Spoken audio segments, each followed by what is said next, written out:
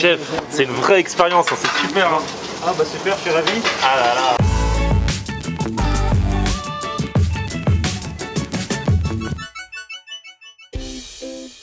Salut tout le monde, bienvenue, nouveau vlog aujourd'hui. La semaine dernière vous avez peut-être vu ma vidéo avec la brigade des fast-food que j'ai enfin emmené comme promis dans un resto étoilé. Je vous encourage à aller voir la vidéo si ce n'est déjà fait. On est allé chez celle qui a été la plus jeune chef étoilée de France à l'âge de 21 ans, maintenant elle a 26 ans. Et franchement c'était super, l'épisode est au top. Merci à tous d'ailleurs pour vos retours. Et ça m'a donné envie, alors on va pas faire que des restos étoilés bien sûr, mais le parcours de Julia, la chef qu'on a vu l'autre jour, était quand même exceptionnel, étoilée à 21 ans. Et ce n'est pas la seule chef qui a un parcours incroyable. Du coup, je me suis dit, si on allait aujourd'hui rencontrer un autre chef qui lui aussi est étoilé à Paris, il s'appelle Alan. Et lui, il a une histoire complètement incroyable et j'aimerais qu'il nous en parle et bien sûr déguster sa cuisine, parce que je n'ai encore jamais fait. Suivez-moi, on est dans le coin des Champs-Élysées, à la limite Paris 8e, Paris 16e.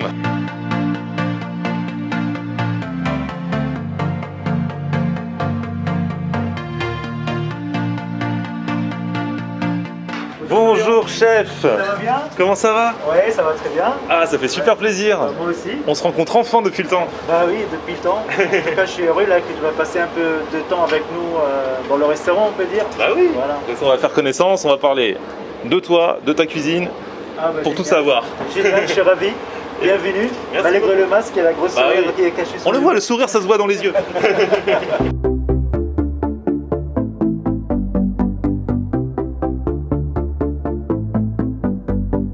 Du coup, je suis venu un petit peu avant le service, histoire qu'on puisse discuter un petit peu ensemble. Exactement. Ça fait plaisir parce que, alors, Alan, toi, tu as un parcours vraiment incroyable. C'est pour ça aussi que je voulais qu'on parle avec toi. Apparemment, c'est ça, que j'ai un parcours incroyable. À la base, tu es libanais, donc tu as grandi, tu as vécu au Liban. Je suis né en Libéria, en Libéria en Afrique, en Monrovia. Ah ouais. Et j'ai quitté Libéria dans les années 80. D'accord. Je suis allé au Liban et malheureusement, j'ai vécu toute la guerre civile libanaise, dès le début jusqu'à la fin. Et après, je suis arrivé en France en 99 avec un sac à dos. Donc, tu avais quel âge quand tu es arrivé en France? 24 ans. 24 ans. Tout Oui. jeune, tu connaissais personne ici? Je connais personne, je parle pas français et j'ai un seul rêve, c'est d'apprendre la cuisine française. Parce qu'à la base, quand tu étais au Liban, du coup, tu avais eu connaissance de la cuisine française quand même? En fait, j'ai vu la cuisine française dans le magazine, sur la télé, avec quelques émissions qui passent en blanc et noir de Monsieur Robluchon à l'époque. Ouais. Et j'ai dit, oh là là, mais ça change complètement de notre cuisine qui est autour de mezzés, autour des plats de partage, qu'on mange au pita, à la main, avec la cuillère. J'ai dit, la cuisine française, c'est plus une cuisine d'artistes, des peintures et tout ça. Un jour, j'irai en France, à Paris, pour apprendre cette cuisine. D'accord, donc ton but, tu as pris ton sac à dos, tu connaissais personne, tu t'es dit je viens là dans l'objectif d'apprendre la cuisine. Oui. Mais du coup, comment t'as fait une fois que t'es arrivé? Bon, je suis arrivé, comme j'aime beaucoup le goût du luxe, je suis allé directement aux chambres de Mars et j'ai dormi sur place devant le Tour Eiffel. Comme ça, réveil le matin Tour Eiffel et le soir Tour Eiffel. À la belle étoile, donc t'avais pas de logement? Non, j'ai commencé à jouer de basketball parce qu'il y a un terrain de basket là-bas. Il y a un petit jeune qui a, à l'époque, il m'a présenté son oncle qui tient des chantiers. Il m'a dit, est-ce que tu sais faire la peinture? J'ai dit oui. Le troisième nuit, je suis allé travailler dans un chantier, j'ai dormi sur place. Je commençais le début à dormir dans le chantier et ensuite j'ai trouvé une petite chambre de bonne dans le 16e arrondissement, dernier étage, et genre 6 mètres carrés. Et je commençais à travailler dans le bâtiment. Et ensuite, j'ai trouvé un autre boulot comme plongeur le soir dans un restaurant. Ah déjà là, tu t'approchais un peu du but, tu rentrais dans un restaurant. Exactement, et là je commençais à faire la plonge le soir et échanger avec les cuisiniers et regarder comment ils font et tout ça. Et donc c'est carrément là, avec les cuisiniers, que tu as commencé à apprendre la cuisine. En dehors des émissions de télé, c'est une fois que tu étais utilisé à la plonge dans le restaurant. J'ai pas de formation, je suis autodidacte, je suis jamais allé à l'école. Jamais fait d'école de cuisine? Pas d'école de cuisine, par contre voilà, mon parcours il a pris 20 d'années et j'ai continué à apprendre tous les jours. Je suis un cuisinier et à chaque fois quand je me réveille le matin, je dis il faut que je fasse mieux que hier. Et je continue à évoluer, à avancer. Et par contre, j'ai eu la chance d'avoir une maman qu'elle m'a appris d'aimer les gens, à partager avec eux. Elle m'a donné la transmission de passion, à cuisiner avec d'émotion. Et ça, c'est une grande richesse. C'est vrai que la cuisine, c'est ça avant tout. Hein. On dit toujours, quand on demande au chef c'est quoi le secret, ils disent d'abord c'est l'amour et la passion qu'on a pour le travail. Alors du coup, une fois que tu es arrivé dans ce restaurant, tu as fait la plonge, tu as appris sur le tas. Et comment tu as pu évoluer après dans d'autres restaurants? Je commence à aider les cuisiniers tous les jours. Et un jour, je suis arrivé à 17h30 après mon travail de chantier. Et j'ai vu le patron, il était devant son porte de son restaurant en train de manger ses ongles, stressé complètement. J'ai dit, qu'est-ce qui est arrivé? Il m'a dit, le cuisinier s'est blessé, il est parti à l'hôpital. D'accord. Et là, j'ai dit, bah voilà, c'est maintenant, il faut que je commence. Ah ouais. Je sautais directement sur l'opportunité. J'attendais pas qu'il va me dire, qu'est-ce qu'on fait? Je suis allé directement faire le service, faire des mises en place. Et ces jours-là, j'ai effectué presque 14 couverts, mais j'ai fait un gros bordel dans la cuisine. Mais les clients étaient satisfaits, ils sont bien mangés. Et par là, tout a commencé. Après, ces patrons-là, ils m'ont aidé à avoir mon cadre de séjour. Et après, je commençais comme commis chez lui. C'était une cuisine méditerranéenne. Vite fait, je suis quitté là-bas parce que j'avais envie vraiment d'apprendre la cuisine française. Après, j'ai retourné à travailler dans un restaurant aux places de Trocadéro. Il s'appelle Le Totem à l'époque. On parle de 2000. Autant plongeur, aide cuisinier, commis, je faisais tout. Je faisais la plonge, les salades, les desserts et apprenais dans le livre. Et mon premier problème quand je suis allé dans ces milieux de la gastronomie française, c'était la langue. C'est vrai qu'on ne parle pas français, on a du mal un peu à comprendre qu'est-ce qui se passe. Après 15 heures de travail par jour, je suis rentré chez moi, toujours un bras avec le livre de la langue française et un deuxième livre, c'est la cuisine française. J'ai commencé par là. Tu t'es vraiment donné les moyens de réussir en partant vraiment de rien. Beaucoup de travail. Et du coup, tu as enchaîné les restaurants. Et comment ça s'est fait l'aventure du restaurant étoilé? J'étais le premier arrivé, deuxième à partir, le dernier à partir. Pendant tous les fêtes, j'ai bossé les dimanches. Tout le monde voulait que je bosse parce que vraiment j'étais à fond, j'étais à fond dans mon rêve. Jusqu'à maintenant, je suis toujours à la même appétit. J'ai envie de tout déchirer, j'ai envie d'avoir 10 étoiles. Et à quel moment tu as eu ton premier restaurant? J'ai acheté mon premier restaurant en 2007, ça veut dire 8 ans après mon arrivée en France. C'est super rapide. Et c'était rapide et c'est vrai que quand j'ai grandi pendant la guerre civile libanaise, mon père il avait une épicerie, il m'a ramené souvent chez lui pour travailler à l'âge de 10 ans ou 11 ans. Et c'est vrai, il m'a appris, genre compter 1 plus 1 ça fait 2, comment tu fais d'économie, parce que vraiment j'ai grandi dans je vais pas dire la pauvreté, mais vraiment de peu de choses. Et c'est vrai, ici, je commençais vraiment à économiser depuis mon salaire, genre le moitié je le dépense, le moitié je mets à côté. Au bout de 8 ans, j'ai eu un peu de trésorerie et je suis allé acheter un restaurant qui s'appelle Nicolas Flamel. Et j'ai acheté plein de livres aussi avec le restaurant parce que c'était une cuisine semi-gastro. Je commençais à bosser dedans et à apprendre tous les jours, à faire des essais, tout ça. Ah ouais, donc vraiment, tu as continué ton apprentissage alors même que tu avais ton premier restaurant à toi. Je t'assure, jusqu'à maintenant, je suis à apprentissage, j'apprends tous les jours. Ça s'arrête jamais. Ça s'arrête jamais, c'est ça la cuisine, c'est ça qui est génial dans la cuisine. J'ai repris cette maison en 2017. Okay. C'était vraiment un grand challenge pour moi parce que c'est une table, l'ancien chef qui était là était étoilé. Il n'y a que des chefs étoilés qui sont passés par là. Okay. Et moi j'ai dit tiens, je vais mettre un challenge en disant est-ce que je peux remplacer ce chef là, et j'ai commencé à faire une cuisine que j'aime, c'est une cuisine française. Je suis amoureux de cette cuisine avec d'influence libanaise. Le moment où je commence à cuisiner des cultures, on peut dire, je commence à avoir beaucoup d'émotions. Je transmets cette émotion à mes clients et on a eu l'étoile 6 mois après. Tu t'y attendais? C'était l'objectif? C'était pas l'objectif, mais l'étoile, c'est vrai, ça fait rêver de tous les cuisiniers. Mais par contre, mais jamais imaginé qu'il y a 18 ans en arrière, tu dormais aux chambres de Mars, et 18 ans après, tu es un chef étoilé. Tu es le seul chef d'origine libanaise qui est étoilé. Autodidacte, tu n'as pas de formation, j'ai jamais bossé avec des grands chefs. C'est comme un rêve, c'est vraiment d'émotions énormes, très fortes. C'est vraiment un parcours incroyable, quoi. Une magnifique aventure, et c'est super, et c'est pour ça que j'aime bien ce genre de parcours. Je suis allé rencontrer cette semaine aussi une autre chef étoilée, Julia, qui était la plus jeune chef étoilée de France à l'âge de 21 ans. Et c'est 2 parcours que j'avais vraiment envie de mettre en avant. Julia, c'est une amie, c'est vraiment pareil, c'est une femme passionnée, elle a un grand avenir devant elle. Et ça peut-être, j'espère, inspirer ceux qui sont passionnés par la cuisine ou même par autre chose, pour se dire que quand on veut, on peut y arriver, même quand on part là pour le coup vraiment de rien, quoi. Voilà, je voulais vraiment commencer par parler de ton parcours. C'est rare que je fasse une longue interview comme ça en début de vidéo, mais l'histoire, on a l'impression de lire un roman, alors que c'est vraiment ton histoire. Oui, c'est pas fini encore. Il y a encore des pages à écrire. C'est ça. C'est super. Et du coup, on va découvrir dans la vidéo la cuisine que tu proposes dans ce restaurant qui du coup porte ton nom. Exactement, la cuisine d'Alain Géham, c'est une cuisine française de base avec d'influence libanaise. Dans chaque plat, j'essaie à raconter une histoire, à ramener un peu de souvenirs d'enfance. C'est un spectacle, c'est de surprise sur une surprise, et on va voir aussi quand les assiettes vont enchaîner. Donc en fait, c'est un menu où les gens ne savent pas à l'avance ce qu'ils vont manger? Il n'y a pas de carte, en fait, on vient, on choisit, c'est 3 temps, ou 5 ans, ou 7 ans. L'idée, c'est juste faire voyager les gens de 16e arrondissement et les ramener directement à Beyrouth. C'est une histoire de décollage, naviguer, ensuite atterrir. Ah, super, j'ai hâte de découvrir ça, on y va. Alors, nous vous invitons à venir cueillir dans l'olivier la tuile croustillante de manouché au thym et au sésame. Le manouché qui est une variété de grande galette, un petit peu comme une pâte à pizza libanaise. Et donc la tuile est cachée, elle est dessus, quoi. Tout à fait, il faut venir la cueillir, il y en a juste une ici et une ici. Voilà, une petite tuile d'accueil. Ah, c'est super, c'est vraiment original. On va commencer l'apéritif, on peut dire, parce que c'est pas le repas, avec la boîte magique. Ah. Ici, dans cette boîte-là, on a le noyau des olives qui sont torréfiés, sachés, qu'on peut le manger. Ça veut dire, vous savez, quand on mange une olive, le noyau on le jette. Ouais. Nous on le fait blanchir, torréfier pour avoir cette texture comme les cacahuètes. Et quand on le shake comme ça, Ah. c'est une meringue qui est faite à base de caviar séché, farcée avec les olives de ces noyaux qui sont ici. Voilà, on prend le meringue et ensuite on prend cette petite cuillère de caviar. Waouh. Magnifique, merci chef.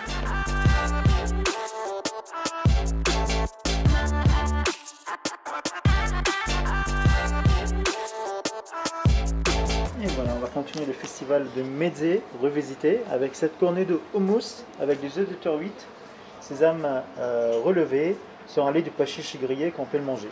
D'accord. La deuxième mise en bouche, c'est le nid de chair de tourteau, fruit de la passion en café. Et on va terminer avec cette trompe-l'œil.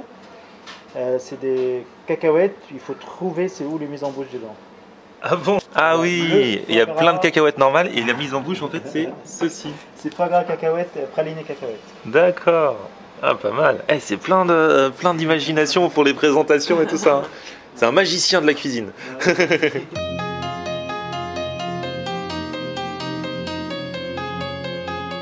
Il n'y a pas que la présentation. Tu croques, il y a explosion de saveurs en bouche.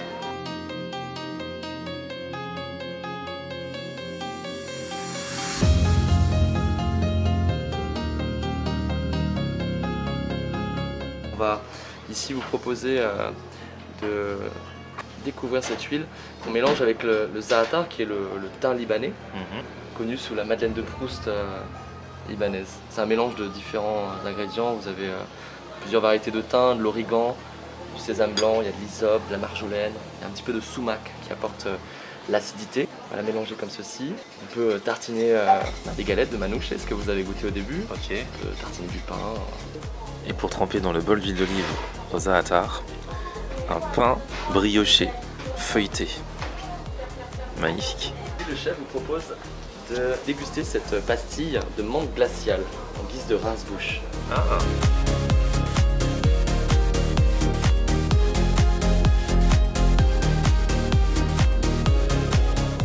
Ouais, ça, même au petit déjeuner au goûter, même hors resto étoilé, c'est une tuerie ce pain.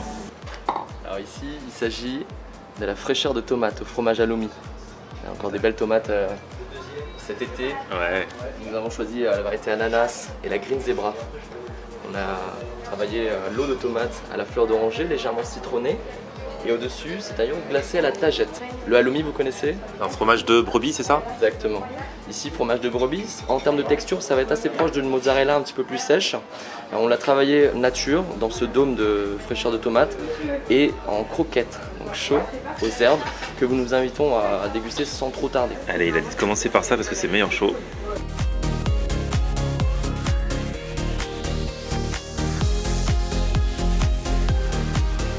Ça, c'est d'une fraîcheur. On est sur la deuxième entrée. Il s'agit du black falafel. Ouais. Un black falafel qui a été travaillé au charbon végétal, à casser le côté gras du falafel.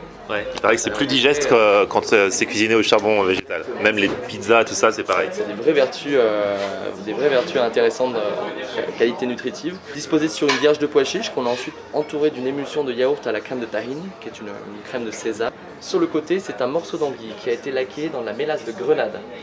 Le chef vous invite à le rajouter bien sûr dans votre assiette, mais pas tout de suite, ni au début ni à la fin, mais vraiment à la moitié de la dégustation. Ce que j'aime bien dans les restaurants étoilés, on l'avait vu déjà la semaine dernière, c'est que parfois il y a un mode d'emploi. On nous dit vraiment comment bien savourer le plat et comment il faut faire pour le déguster.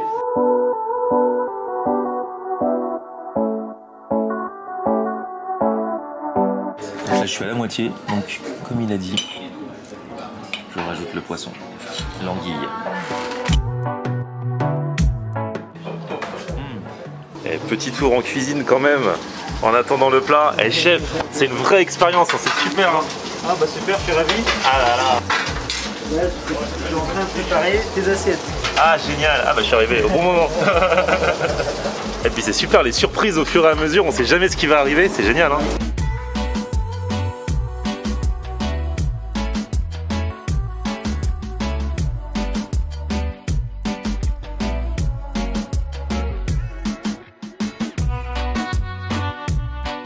Langoustine royale grillée, accompagnée de légumes d'été. Vous avez des pâtissons, carottes couleur, oignons gros lot et également des petits tempura de salicorne.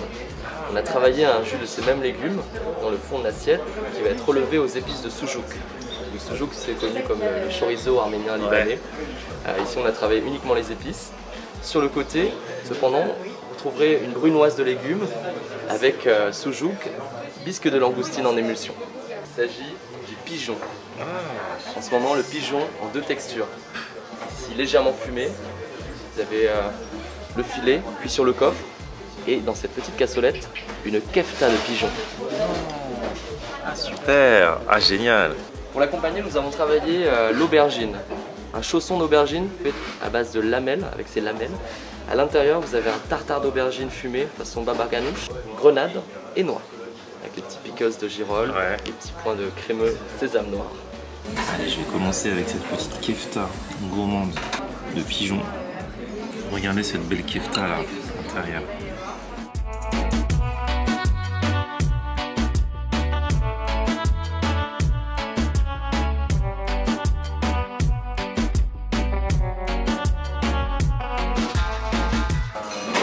Aubergine au top aussi. Franchement, c'est un truc de fou. C'est trop bon, j'ai même pas les mots. C'est vraiment une expérience aussi bien visuelle que gustative. Waouh! Notre premier dessert qui s'intitule La tête dans le nuage. Donc c'est vraiment une collaboration entre le chef Alan Jeham et notre chef pâtissier pour vraiment vous remémorer votre voyage culinaire entre la France et le Liban. Donc symbolisé par la tuile croustillante en forme d'avion en papier à la vanille. Juste en dessous, un sorbet de glace Ashta. De glace Ashta qui vraiment remémore l'enfance du chef, qui est une glace libanaise au lait fermenté. Donc pour le lait fermenté, nous avons utilisé le lait breton, le lait ribot. Juste en dessous, un espuma Ashta à la fleur d'oranger, crémeux pistache. Juste sur le dessus, vous avez des cheveux d'ange qui se prénomment les Rabin Banesh, qui veulent dire les cheveux de la femme. D'accord. Et je vous verse sur le dessus pour apporter un petit peu de peps, un jus réduit de verveine et citron.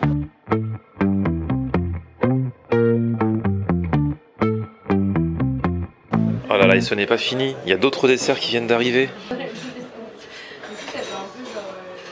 La figue de Soliès qui a été travaillée en baklava, comme un baklava plutôt, avec la base éclat d'amande torréfié, caramélisée, pâte filo.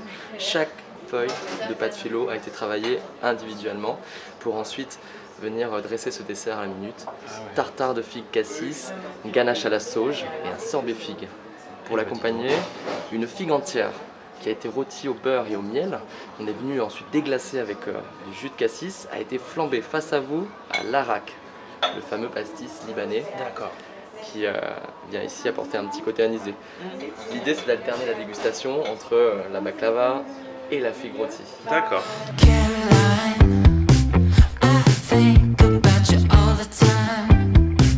Donc c'est pas fini, il y a encore quelque chose. Non, le chef n'arrête pas de vous surprendre. Cette mini tarte au chocolat et au za'atar. On a travaillé le za'atar en sucré aussi. Dans cette réduction za'atar à l'huile d'olive et citron, sorbet oseille. Il faudra la déguster en une bouchée de préférence. D'accord. Pâte de fruits à la framboise et à la rose. Dans le fond, c'est la décoration comestible. Je vous inviterai à venir le découvrir. Ensuite, on a revisité ici un dessert très traditionnel libanais qui est le mouhalabiyé, un flan à la pistache, à la fleur d'oranger avec un peu d'eau de rose, revisité dans une sucette, pareil en une bouchée, crémeux pistache, confit d'abricot et sucre pétillant.